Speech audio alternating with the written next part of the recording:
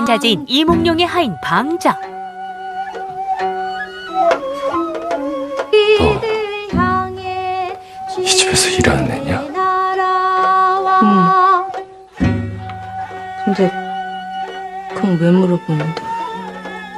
그는 우연히 들린 청풍각에서 요염한 몸짓으로 노래를 부르는 여인 춘향을 만나고 그녀에게 온통 마음을 빼앗겨버립니다. 춘향 아씨라고. 저기 우리 도련님께서 얘기 좀 나누고 싶다고. 네 도련님이 누군데? 그런데 춘향을 마음에 품은 자는 비단 방자뿐만이 아닌데요. 아, 이놈아. 어디 갔나 했더니 여기서 뭐 하는 게냐? 얘 지금 도련님에 대해서 몽룡 또한 아리따운 그녀에게 접근하기 시작하고 감히 넘볼 수 없는 산임을 직감한 방자는 이내 마음을 접으려 하죠. 아이, 이놈이 큰 무례를 저질렀구나. 넌 그 고기나 잘 굽지? 뭔 그리 잡담이냐? 그나저나 자네는 어찌 그리 고개를 잘 굽나? 그 사내놈이 별칭찬을 다 듣네. 그러나 사사건건 자신을 하대하는 몽룡의 태도에 불만을 쌓아가던 방자. 그는 자신도 모르는 사이에 그만 춘향에 대한 마음을 내비치고 마는데요.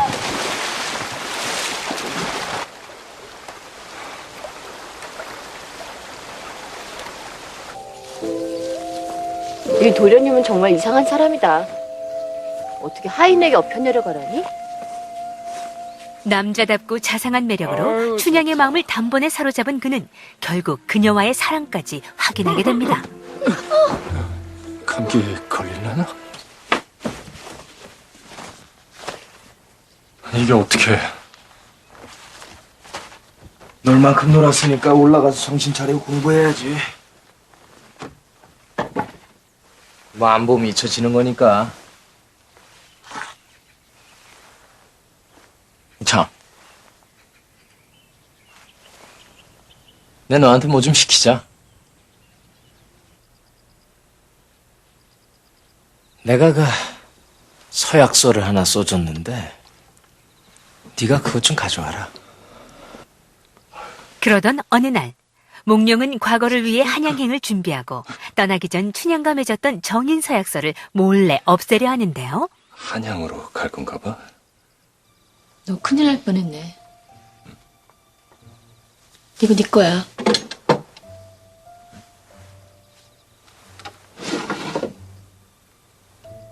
이게 몽룡이 거야.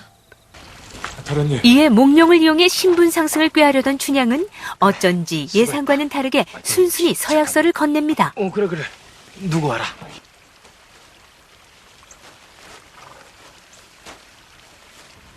본인 방자는 춘향과 하룻밤을 보낸 보답으로 춘향과 이도령의 혼인을 적극 도울 것을 약조함. 방자. 알고 보니 일부러 방자가 써준 서약서를 건넨 춘향. 몽룡은 이 모든 것이 그녀의 계획임을 눈치채는데요.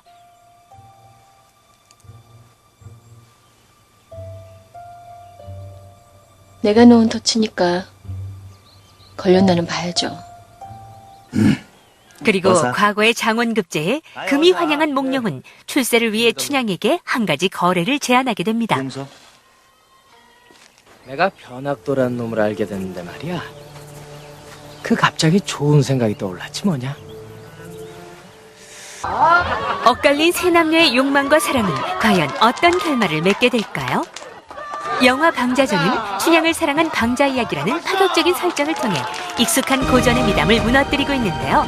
세주연 배우의 파격적인 연기 변신과 2008년 음란서생을 통해 연출가로 변신한 김대우 감독의 대담한 상상이 더해진 영화 방자전입니다.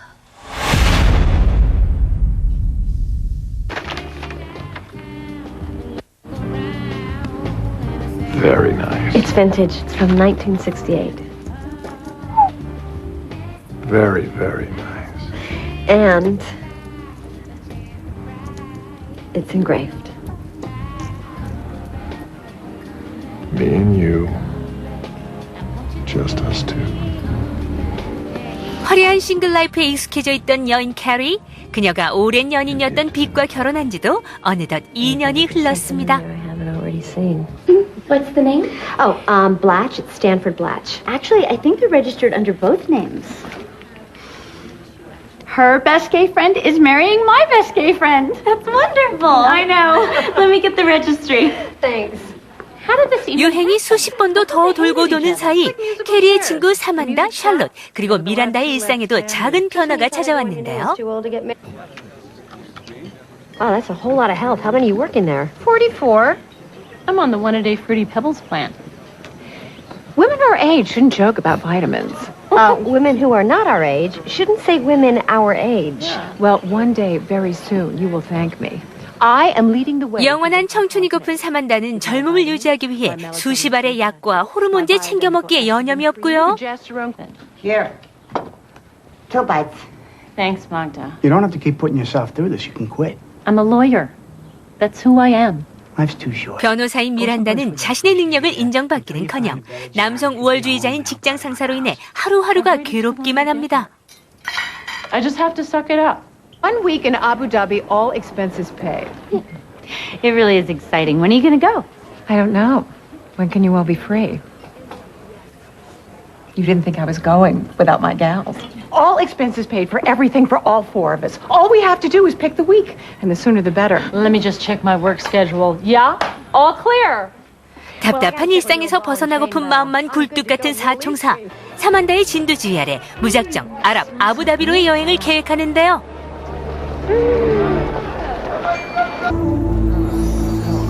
And there in the middle of old Abu Dhabi was an old love, Aiden.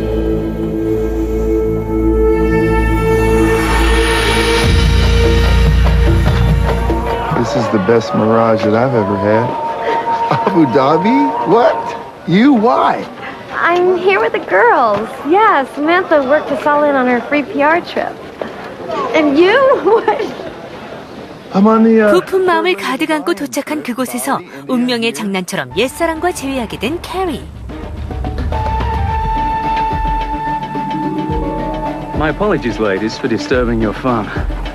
Garou, my friend, if you would do me the kindness of calling the hotel, telling them I'll be an hour or 2 late. My pleasure, sir. What's the sense in a boring business dinner when you have sand dunes and sunset? Am I right? 자유분방한 쾌락주의자 사만다는 완벽한 외모의 훈남과 막 새로운 사랑을 시작하려 하는데요. 눈앞에 펼쳐진 신세계에 일상의 지루함이 눈 녹듯 녹아내린 사총사. 과연 그녀들의 스캔들은 해피엔딩을 맞을 수 있을까요?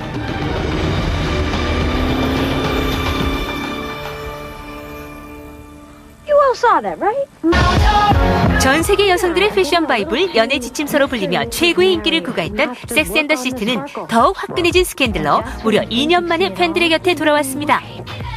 다양한 패션 아이템은 물론 세계적인 연기파 배우 페넬로페 크루즈와 가수 빅토리아 베컴 등 깜짝 카메오의 등장도 놓칠 수 없는 영화 섹스 앤 더 시티 2. 지상 최대 그녀들의 가장 화려한 컴백이 곧 시작됩니다.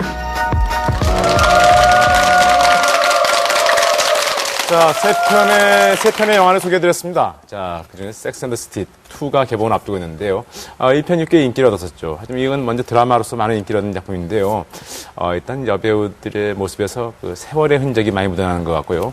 저는 좀 놀라운 건 이 영화가 147분이라고 하는데 과연 그런 드라마 이야기가 어떤 이야기가 좀 궁금합니다. 예. 네. 그 바로 전에 보신 것이 이제 우리 영화 방자전이었습니다.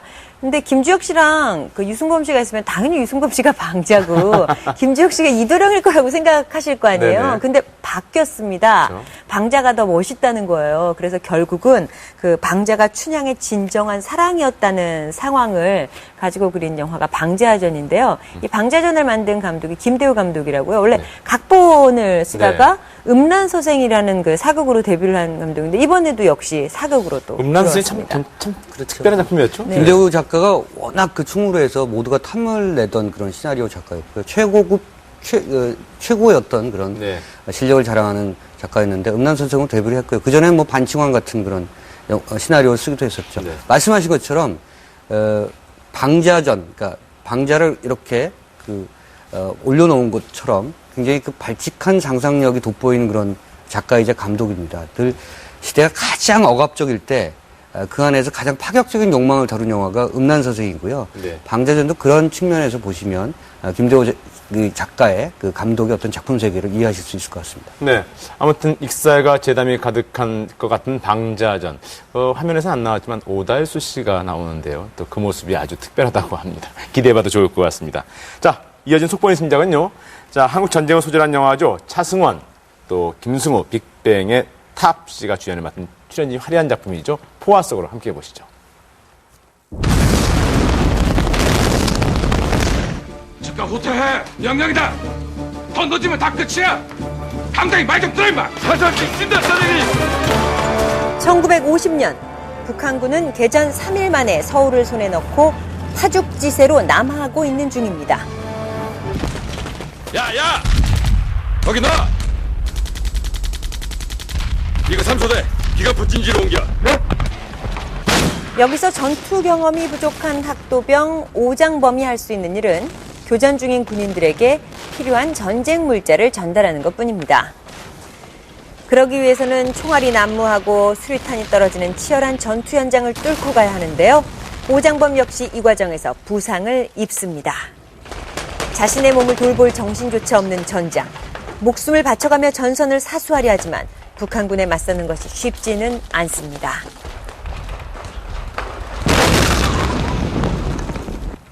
조국 해봐!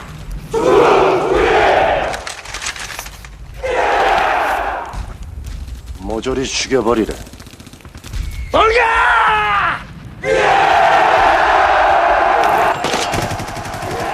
자, 전선을 지키기 위해 지원을 요청했지만 북한군의 총공세 속에 3, 4단에 지원하는 병력은 도착하지 않습니다. 이 전투에서 장교 강석대의 부대는 병력에 엄청난 손실을 입습니다. 정규군이든 학도병이든 군이 이기 전에 인간이며 그들에겐 소중한 가족이 있습니다. 네, 강대위는 그런 부하들이 힘없이 죽어가는 걸 보면서 절망하게 되죠. 어느덧 포항까지 밀려내려온 국군부대. 북한군의 진격을 막기 위해서는 다리를 폭파해야만 합니다. 뭘 꿈을 대는 거야? 당장 폭파해! 지금 다리를 끊으면 피난민들의 길이 막혀버립니다. 그럼 이들은 어떻게 되는 겁니까? 명령이다 강석대. 강대위는 어쩔 수 없이 폭파를 명령합니다.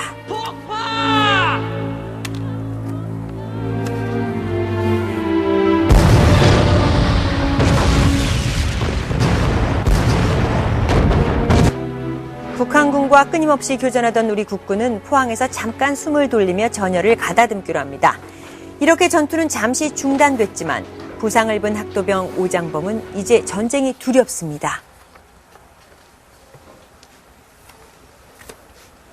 들리나? 안 들리나?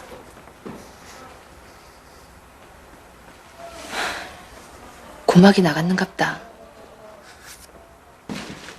40일이 넘도록 후퇴에 후퇴를 거듭해온 3사단은 사령부로부터 새로운 명령을 전달받습니다. 우리 3사단은 지금 즉시 낙동강 전선에 투입된다.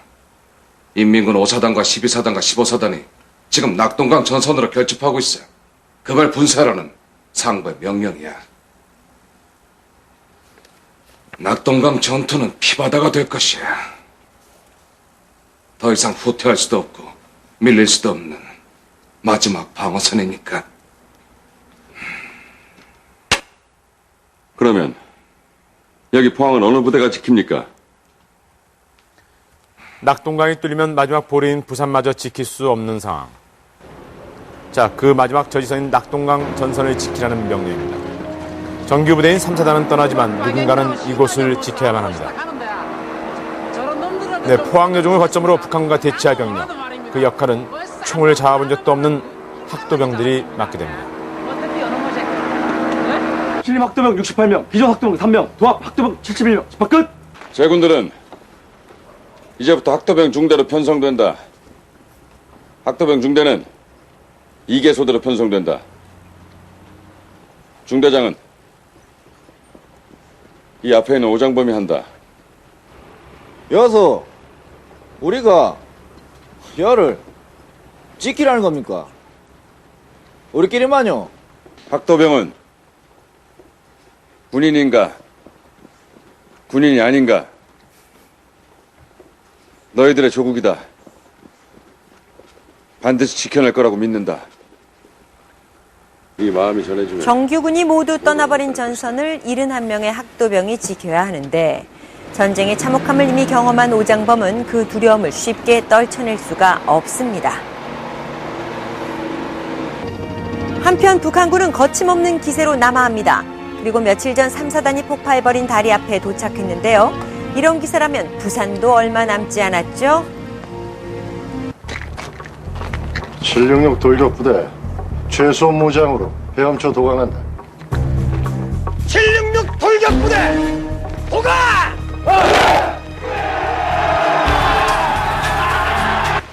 자, 이런 상황을 알리 없는 학도병들의 하루는 평화롭기만 합니다. 총도 쏠 줄 모르지만 훈련은 뒷전입니다. 자, 보다 못해 중대장으로 임명받은 오장범이 나섭니다.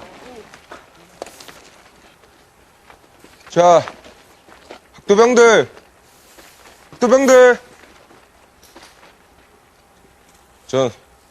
지금부터 학도병들은 1소대, 2소대로 나뉘어서 작업을... 시비를 했어, 큰 소리로 말해라. 하나도 안 들린다. 지금부터 1소대는 군인 아저씨들의 시체를 묻고 밥 먹었나? 못 먹었으면 밥 좀 처물어. 비리비리 삼총사. 자, 이렇게 잘난 척 큰 소리를 쳤지만 소년원으로 할 뻔한 불량 학생 구갑조의 사격 실력은 형편없고요. 또 그런가 하면 그의 친구들은 아주 사고만 칩니다. 뭐고 이게? 야, 이 새끼야. 터진다, 이 새끼야! 던지라, 이 새끼야! 던지라! 네, 군대엔 가본 적도 없는 이들이 전쟁을 수행할 능력이 있을까요? 그저 어린 학생일 뿐이죠.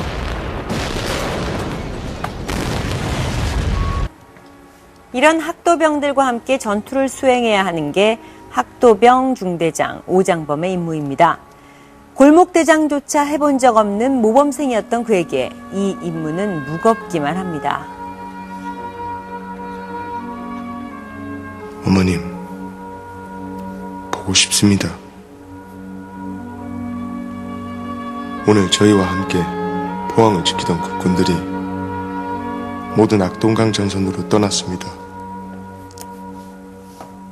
이곳은 이제 저희 71명뿐입니다. 오늘따라 두려움이 앞섭니다. 다음 날 학도병 중 한 명이 북한군의 포로로 잡히는 사건이 발생합니다. 북한군이 이미 코앞까지 다가온 거죠. 따라오라.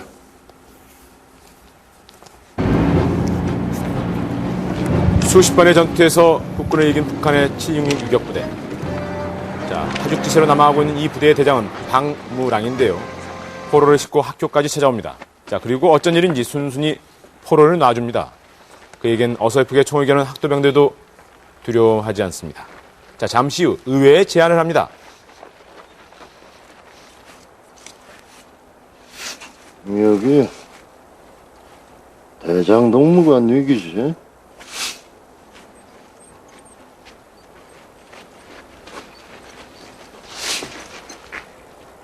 우리 부대는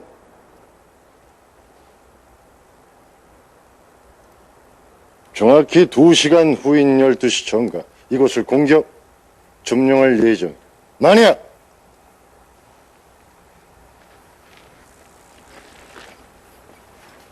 저 계양대 위에 백기를 걸고 투항한다면 모두 살려줄 것이다. 12시에 이어서 다시 만납시다. 남은 시간은 2시간. 낙동강으로 떠난 3, 4단이 충분히 돌아올 수 있는 시간입니다. 포항으로 진격하고 있습니다. 이대로 놔두면 학도병들이 개죽음을 당하는 건 물론이고 포항까지 위험합니다. 지원병력이 필요합니다. 애를 위해 소를 희생할 수밖에 없어. 낙동강으로 가는 길목에서 맞닥뜨린 북한군과 71명의 학도병. 오장범이 이끄는 학도병 부대는 마지막 결전을 준비하고 있습니다. 장석재 대위가 우리 얘기 물었다. 학도병은 군인인가 군인이 아닌가? 학도병은 군인이야! 학도병은 군인이야! 1950년 8월 북한군의 총공세를 막아야 하는 71명의 학도병. 그들의 운명은 어떻게 될까요? 낙동강과 포항 일대에서 벌어졌던 학도병들의 처절한 전투를 그린 실화 포화 속으로였습니다. 지금까지 속보이는 신작이었습니다.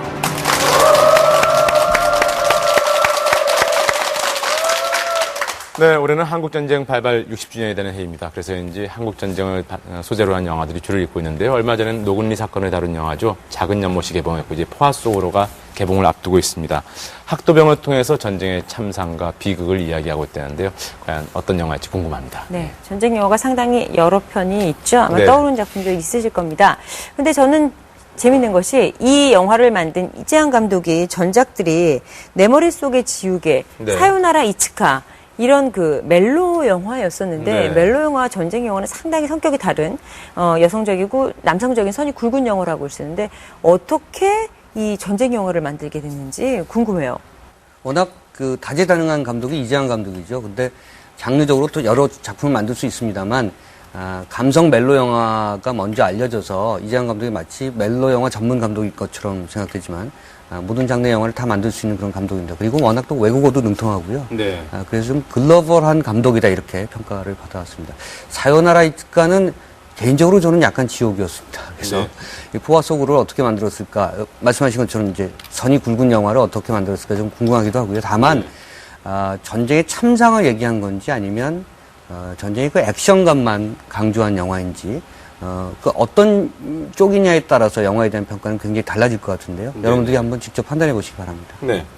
최근에 영웅본서로 유명한 오우상 감독이요. 자신의 영화 차별상을 헐리우드 리메이크하는 작품 더 킬러의 감독으로서 발탁됐다고 하는데요. 과연 어떤 작품을 내놓을지 궁금합니다. 아무튼 이 작품은요. 6월 25일을 열흘경 앞둔 6월 16일 개봉 예정이라고 합니다. 네. 이어진 순서는 오동진 씨가 준비했습니다. 네, 요즘은 영화 하녀가 대세인 것 같습니다. 임상수 감독의 리메이크작 하녀가 200만 관객을 훌쩍 넘더니 이번엔 1960년작 김기영 감독의 하녀 원판까지 개봉됐습니다. 이번 주 인사이드 부분은 하녀 대 하녀입니다. 함께 보시겠습니다. 김천에서 주인이 하녀를 데리고 살다가 사건이 생겼어. 남다란 치사예요. 하녀 따위에 흥미를 가져요? 난 그렇게 생각하네. 우리 부부 생활을 봐도 절반은 하녀한테 맡기고 있거든. 자, 대부분의 김기영 감독의 영화들은 솔직히 말씀드려서 당초에 이해하기 어렵거나 혹은 이해하기 불편한 작품들입니다. 이 영화 하녀도 마찬가지였죠. 시대가 1960년이었다고 생각하면 그때 관객들은 더 그랬을 겁니다. 김기영의 하녀나 임상수의 하녀나 설정은 같습니다만 그 전개 과정과 결론은 매우 다릅니다. 일단 설정부터 볼까요? 이 집에선 하녀 없인 못 해나가겠는거려. 자, 매혹적이고 순진한 외모의 가정부가 한 중산층 가정에 들어와서 우여곡절의 과정 끝에 그 가정을 송두리째 무너뜨린다는 얘기였죠. 김기영의 하녀는 그 시절에 나왔던 영화치고 보기 힘든 가족 스릴러였습니다. 그래서 관객들이 충격을 받았었죠. 자기 집을 가져보니 집주인들의 심정을 알겠어요. 난 한 방도 남에게 양보하고 싶지 않아요. 욕심쟁이. 오랜 고생 끝에 얻은 것이 아니에요. 거기다 김기영의 하녀엔 50년대에서 60년대로 넘어가는 곧 시대가 중첩되는 과정에서 빚어지는 다층적인 억압의 심리 구조가 담겨져 있습니다. 안정되고 평온해 보이는 중산층 가정의 이면엔 언제든 폭발할 수 있는 변태적 섹스의 욕망이 숨겨져 있음을 간파한 것인데요. 당시에는 이런 얘기를 톡 까놓고 얘기했던 감독이 없었죠. 1960년은 한국 사회가 도농 간 갈등이 심화되던 일종의 제1격변기였습니다.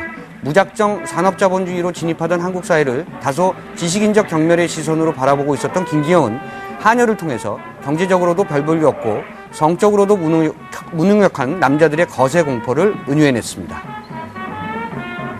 어디 가세요? 됐은 대로 빨리 가. 어디든지 치고 밖으로 내빼. 어디든 시원하게 부딪혀도 하란 말이야. 자, 가부장적 사회 질서의 혼란스러움을 비틀어진 시선으로 담아낸 셈이죠. 제가 구역질이나 토하니까 아주머니가 시집 갔더라면 애 가졌다고 남편에게 구현받을 거래요.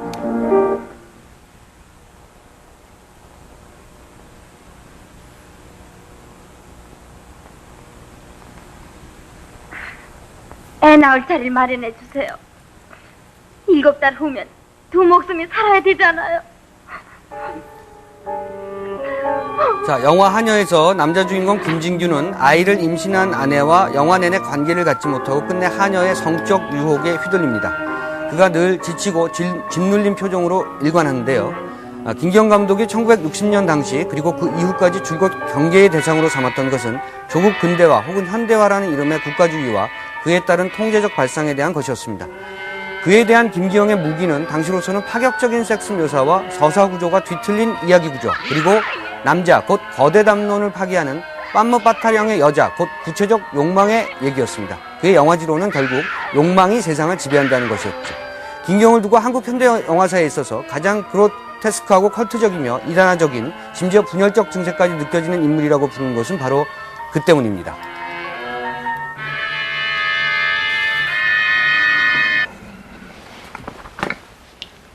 마셔보고 더 원하면 집에 한번 들러라 이건데. 마셔봐. 좋아.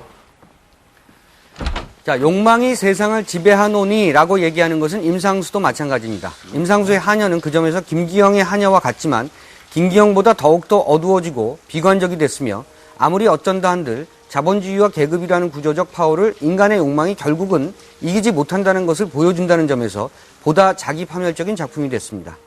그런 점에서 임상수는 김기영보다 한 걸음 더 지옥 속으로 발을 디디는 다른 작품의 작가가 됐죠. 임상수 영화가 원작과 분명히 다른 선을 그은 점은 계급주의의 다층적 구조를 보다 심도 깊게 표현하고 있다는 것입니다.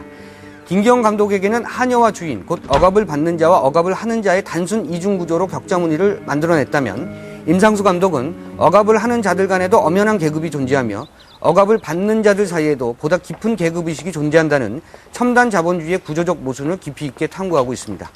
예컨대 이 집의 총괄 매니저 격인 윤여정과 이제 막 하녀로 들어온 전도연 간의 관계를 한번 보시기 바랍니다.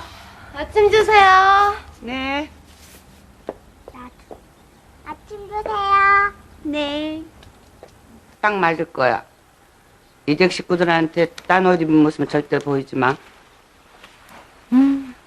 예쁘긴 한데. 아니, 이런 거 입고 일하는 게 처음이라. 안방 화장실에 사모님 속옷 벗어놓은 거 그거 갖다 손빨래 좀 해. 자, 그리고 그 상층부 계급으로 이 집의 주인인 이정재와 아내 서우, 또 그녀의 엄마가 되는 박지영 간의 팽팽한 긴장을 한번 보시기 바랍니다. 아줌마 눈에는 제가 아직 갓난쟁이라 여고생 헤라로밖에 안 보이는 거예요? 그럴 리가요. 아니, 어떻게 내 집에서 내 남편한테 생긴 일을 밖에다 먼저 조종아를 나불거릴 수 있는 거예요? 예. 나한테 얘기한 게 어떻게 밖에다 얘기한 거야? 엄마! 잘못했습니다, 사모님. 다신 이런 실수 없을 겁니다.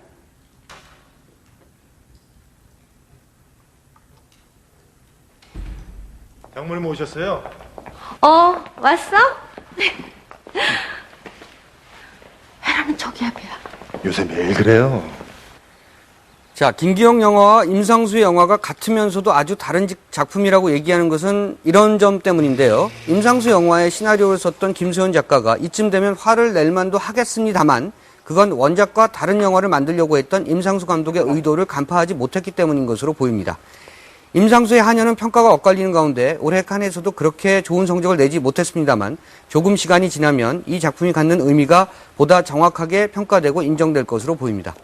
자, 어쨌든 하녀는 왜 다시 리메이크된 것일까요? 임상수 감독 역시 예전의 김기영처럼 시대의 불안증을 읽고 있는 것일까요? 지금의 우리 사회는 또 다시 한 시대에서 다른 시대로 넘어가는 변화의 시기를 겪고 있는 것일까요? 그 과정에서 다시 한번 국가주의가 기승을 부리고 있는 것은 아닐까요? 모두 다 욕망을 숨죽이게 된 시대가 된 것은 아닐까요? 영화를 통해 다시 한번 확인해 보시기 바랍니다. 나의 모라.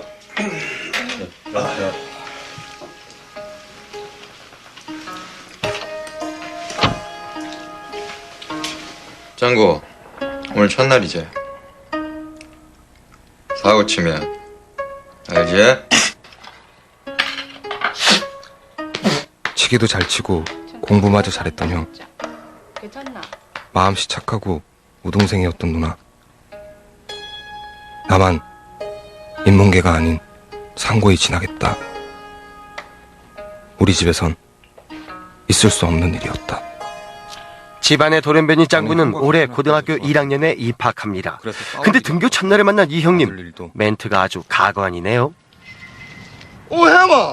교실 가서 인사만 바로 나온나? 에이, 있어야지. 괜찮다, 임마. 바로 나온나? 인사만 하고 바로 나오면 어떻게 되겠니? 바로 품행제로 되는 거지. 바로 안 서나? 마, 똑바로 서라. 조용히 하고. 학교는 품행제로들과 선도부의 기싸움판. 이번엔 분량 섞을 선배들 차례입니다. 학교가 경남중학교입니다. 싸움 좀 하나? 네, 좀 합니다. 그래? 나중에 마치고 뒤로 온나? 알겠습니다. 왠지 나한테도 왔으면 좋겠다는 기대를 해본다. 하지만 안 왔던 애한텐 있으려는 것도 아니고. 짱구는 불량한 형님들의 눈에 띄고 싶은 모양입니다. 하여간 짱구와 어울리는 이 형님은 복학생으로 1학년 대표 골통인데 선도부에 딱 걸렸네요. 그러나 선도부마저 깨갱하는 울트라 품행제로맨이 있었으니 형님 나오이소. 바로 이분입니다. 하지 마라. 이렇게 봐라. 이렇게 봐라. 하지 마라. 설동욱 형입니다. 불법 서클 레이저 멤버. 대두엠하고는 어릴 적부터 중마고 친구다. 자존심 상한 선도부, 이제 엉뚱한 사람 잡는데요. 품행제로도 아닌데 얘들은 왜 불려나가서 맞는 걸까요? 그러고 보니 선도부 품행도 제로에 가까워 보이죠? 1학년은 버스에서 뒷문이상 뒤로 가지 마라. 전부 알았나? 네. 알았나? 예. 자, 이번엔 어설픈 품행제로, 아니 품행제로가 되고 싶은 짱구가 걸린 걸까요? 뭐 왜 이래 삐대한다. 겁이 났다. 하지만 아들이 보고 있다. 김정구! 짝다리 짚지 마, 이 새끼야! 나는 무서웠다. 앞으로 조심해라. 예. 와, 피가 끓라. 아닙니다. 이럴 때 떨면 지는 게다. 친구들 앞에서 폼 잡으면서 간신히 위기 모면하는데 나는 걸리지 않았다. 흡연자 색출을 피해간 짱구, 선도부 눈을 피해 잽싸게 담배를 버리는 저 센스! 자, 그날 오후 담임 선생님이 출장이라 자습하라 하시는데 어설픈 품행제로들이 이 절호의 기회를 놓치겠습니까? 바로 땡땡이 작전을 짭니다. 촬영. 경례. 야, 나 걸리면 엿댄다. 저번에 지키갖고 이번에 걸리면 안 될 거야. 아니, 그게 겁나나? 됐다 그러면 이거 그냥 싫어. 석찬이 어쩔래? 몰라? 그냥 꼈나? 뭐 알아서 해라. 주소나 갔다. 알아서 해라. 나 갈란다. 난 가자가면 어디 갈래? 누구나 이땐 이랬다고. 왜 폼 나거든. 그런데 폼 잡은 결과 한번 보시겠습니까? 어제 자기가 잘못했다고 생각되는 사람 4명 나온나? 없지?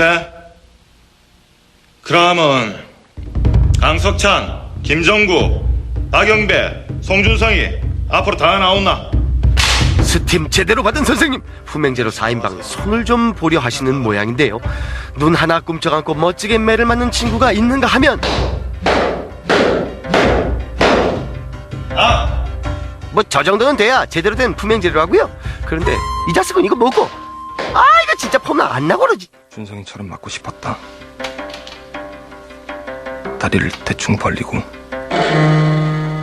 멋있었다. 멋지게 만나 했는데 매 앞에 장사 없다는 거. 폼 다 구기네 그랴. 게다가 바로 나오는 반성 멘트까지. 친구들까지 짱구를 비웃기 시작하는데요. 비웃는 친구 째려준 이 학생은 매만 들면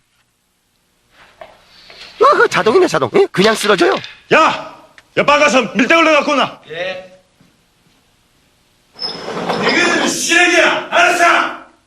예. 근데 이렇게 맞고도 정신 못 차리는 게 어설픈 품행제로들의 공통점입니다. 차라리 지금 집에 가자. 내 고소할란다, 이씨. 잘 됐네. 그럼 우리 앞으로 된 거 전부 집에 가자. 가자. 가자. 그래, 가자. 그러나 그냥 갈 수 있나? 하프하지 마. 빨리 나가자. 팔 아프다, 좀. 비웃던 놈들 응징까지 하고 당당하게 교실을 빠져나왔는데, 자, 그 순간 번개처럼 스쳐가는 얼굴이 있었으니 교문이 보이자 형의 얼굴이 떠올랐다. 보고 싶어서는 아니다. 야야야야야. 근데 너가 이래가 뭐 어쩔 건데? 진짜 학교 때리 치울 거가? 이 한마디에 저 봐라 쫄아버린 소심한 품행제로들 여기서 방향 급선회합니다. 난 다시 들어갈란다. 뭐 어차피 다시 올 거고 학교는 졸업해야 된다. 형사 너는? 나도 들어가야지. 삼촌한테 걸리면 죽는다. 야, 그럼 갈 사람들은 가라. 내 먼저 들어간다. 간다. 사랑의 매 제대로 맞은 녀석들 과연 정신 좀 차렸을까요? 품행제로로 살 것이냐 품행단정으로 살 것인가? 아, 그것이 문제로다. 내가 그때 정확히 봤는데 17대 1이었어. 그 제구 새끼가 야리면서 한마디 날리는데 그 말이 지댕이였어. 바쁘니까 한꺼번에 다 덤벼라. 품행제로 하석진도 만만치 않습니다. 그는 17대 1로 맞짱 떠 당당하게 이겼으니 이후 그의 이름은 품행제로계에서도 전설이 되었다는 거. 피하면서 17마리의 개떼들을 잠재우는 시간이 정확히 2초였어. 근데 우리들의 봉태규 학생 하필이면 품행제로 두 번째 주인공이 있는 이 학교로 전학 올게 뭐람. 재수도 참 더럽게 엄서요. 그러다 뒤지게 맞으면 어떡해. 완전 쉣이지 쉣. 그러니까 잘 골라야지. 그리고 네가 정말 한 대 맞을 것 같다 싶으면 나 같은 녀석이 나타나서 싸움을 알려주면 돼. 그럼 게임 오버야. 게임 오버? 새끼 아직도 개념이 안 잡히니? 너 뭐 개념 어디 6시로 정찰 보냈어? 나라 생각을 해봐. 저 녀석 제법 한 성깔 하네. 이러면서 애들이 널 안 건드릴 거 아니야. 바로 그때 이 장면이 눈에 들어왔으니 그래 바로 이거야 이거. 이 상황을 이용해 폼 좀 잡아보는 거지. 하지 마. 여자를 건드리다니 기본도 안 된 놈들을 보았나. 오늘 제대로 손 좀 봐주마. 그래서 멋지게 덤벼봤는데. 그만하자 이놈들아. 지금 애들 다 지나다니는 장소에서 치사하게 여자를 괴롭히고 이 자식들이. 어머, 그런데 알고 보니 봉태규가 덤빈 학생은 바로 하석진? 전교생이 벌벌벌 떠는 품행제로 1호입니다. 봉태규를 보니 하석진 기가 막히고 코가 막히는 어이 상시 지경. 그러나 눈치 상실한 봉태규 여전히 분위기 파악 못하고 있는데요. 바로 그 순간 만두 떴어 만두. 학생 주임이 구세주네요. 근데 태규야 너 아직도 개념 6시 정찰 중이니? 존나 운 좋은 줄 알아라. 야, 너 오늘 나랑 붙는다. 알았어? 방과 옥상이다. 안 나오면 죽는다. 도망쳐도 죽는다. 모자질해도 죽는다. 어차피 난 죽는다. 어이, 이건 또 뭔 사인? 이제야 분위기 파악한 봉태규. 학교에 소문난 품행제로와 눈치 없는 전학생의 맞짱 이벤트는 삽시간에 소문 쫙 나버립니다. 전학원애가 제구에게 들이댔대. 전학생이? 제구한테 들이댔대. 진짜야? 진짜? 아 전학생. 누군데? 남궁달? 야 오늘 방과후에서 붙는데. 새로운 전학생이. 오늘 크게 한 판 붙는데. 그 새끼 까이면 쪽팔려. 그 새끼 오늘 팔 하나 잘리는 거지. 음이 나가시방 품행제로를 건드린겨? 때리고 돈 뜯고 또 때리고 툭하면 무차별하게 펀치 날리는 하석진. 화장실에서 생생한 현장음을 듣고 있노라니 점점 더 공포심이 밀려옵니다. 저기 멀리서도 운동장에 앉아있는 봉태규를 협박하는 하석진. 넌 오늘 죽었으리. 대놓고 담배를 피는구만. 위협을 느낀 봉태규는 꼴통짓하다 쌤한테 걸려서 방과 후에 벌 받으며 시간을 보내기로 작심합니다. 스스로 품행제로 모드로 돌입하죠. 바트, 친구들이 어찌 친절한지 행여 쌤한테 걸릴까 봐 완벽한 조치까지 취해주십니다. 방과 후까지 몸 조심해야지. 화이팅! 그리하여 드디어 피할 수 없는 시간이 돌아왔습니다. 이 학교의 원조 품행제로 하석진과 무늬만 품행제로인 봉태규의 한판 대결. 글쎄 봉태규는 어떻게 됐을까요?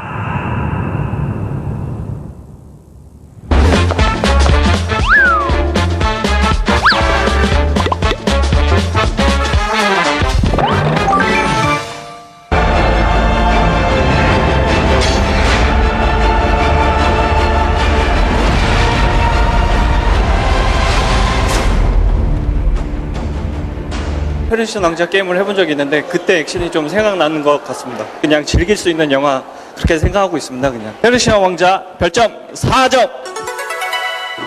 아는 내용을 보니까 그런 게 조금 식당해 보이기도 했어요.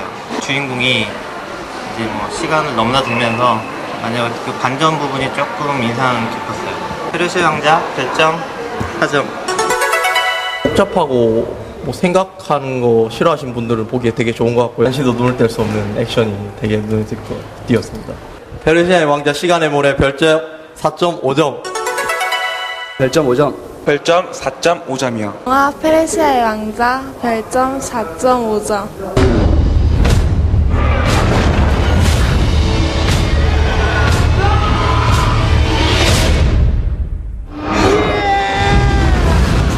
How to Train Your Dragon. 기대했던 것보다 훨씬 재밌고요. 감동도 있고 비행 장면에서 오는 현실감과 사실감 정말 내가 비행을 하고 있는 듯한 느낌을 받을 수 있어서 드래곤 길들이기 별점 4점. 영상이 화려해서 그 부분이 되게 좋았던 것 같고요. 줄거리가 좀 급박하게 변해서 약간 자연스럽지 않은 부분이 좀 있었던 것 같아요. 드래곤 길들이기 별점 4점. 드래곤들의 이제 여러 가지 모습들이 가장 인상 깊었어요. 편견 버리고 친구로 만들어가는 그 과정이 좀 재밌었어요. 영화 드래곤 길들이기 별점 4점. 별점 5점. 별점 5점. 영화 드래곤 길들이기 3점.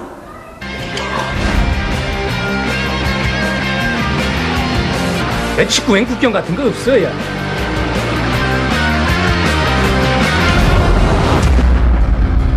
월드컵 그 경기를 같이 모여서 본다는 게 되게 흥미로웠던 것 같아요. JS 같은 경우에는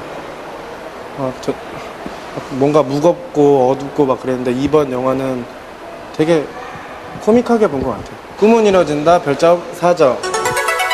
2002년 월드컵 생각나서 좋았고요. 형제랑 강승진 오랜만에 연기 호흡을 맞췄는데 연기가 호흡도 좀 잘 맞았던 것 같고 꿈은 이루어진다 별점 4.5점. 거의 대부분 남한을 주제로 이제 영화를 했었잖아요. 네, 이 영화는 북한군 소재로 해갖고 더 흥미로웠던 것 같아요. 꿈은 이루어진다 별점 4점. 별점 4점. 별점 4점. 꿈은 이루어진다 별점 5점.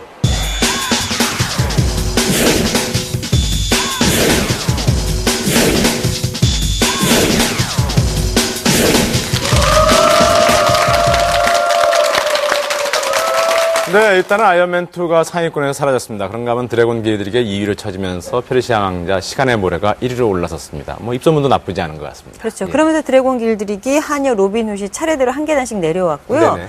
의외인 것은 아이언맨2가 빠지면서 우리 영화 내 깡패 같은 애인이 지금 5위 자리를 지키고 있는 겁니다. 네네. 근데 처음 영화 상영했던 것보다 지금 2주차 접어들고 있는데 입소문이 나면서 네. 개봉관은 조금 확대되고 있고요. 50만 명을 넘어섰다고 합니다. 네. 제목과 달리 아주 의미 있는 영화다라는 그런 평가가 이어지고 있어 관객들이 좀 뒷심을 발휘하게 해줄 수 있는 것 같습니다. 그리고 이번 주에 꼭 추천해드리고 싶은 영화는 로만 폴란스키 감독의 유령 작가라는 작품인데요. 네.